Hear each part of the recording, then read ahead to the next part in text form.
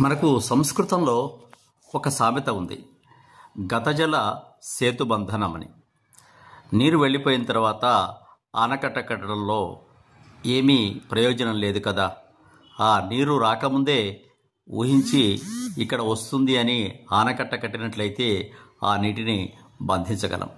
ఇలాగే మన జీవితంలో కొన్ని జారిపోయిన తర్వాత వాటి విలువ మనకు తెలుస్తూ ఉంటుంది. తల్లిదండ్రులు ఉన్నప్పుడు వారిని సరిగా చూసుకోకుండా వృద్ధాశ్రమాల్లో ఉంచడమో, లేక వారు ఏం చేయలేరులే పెద్దవాళ్ళయ్యారో అనేటువంటి ఆలోచనతో వాళ్లను నిరాదరణ భావనతో చూడడం, ఇలాంటివి చేస్తూ ఉంటాం. కానీ వారి లోకాన్ని వదిలిపెట్టి వెళ్ళిపోయిన తర్వాత వారు కనుక ఉంటే మేము ఇలా చేసేవాళ్ళం అలా చేసేవాళ్ళం అని వాపోవడం మన వంతవుతుంది.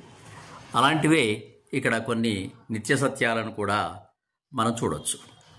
బడికి వెళ్ళడం మొదలయ్యాక తెలిసింది ఆటల విలువ, కాలేజీలో చేరిన తర్వాత తెలిసింది స్కూలు విలువ, ఉద్యోగానికి వెళ్ళిన తర్వాత తెలిసింది చదువు విలువ, పదవి విరమణ చేశాక తెలిసింది ఉద్యోగం విలువ, మరణానికి దగ్గర అవుతున్నప్పుడు తెలిసింది జీవితం విలువ, మన చేతిలో ఉన్నప్పుడు దేని విలువ తెలియదు, చేజారిన తర్వాత తెలుసుకొని ఉపయోగం లేదు.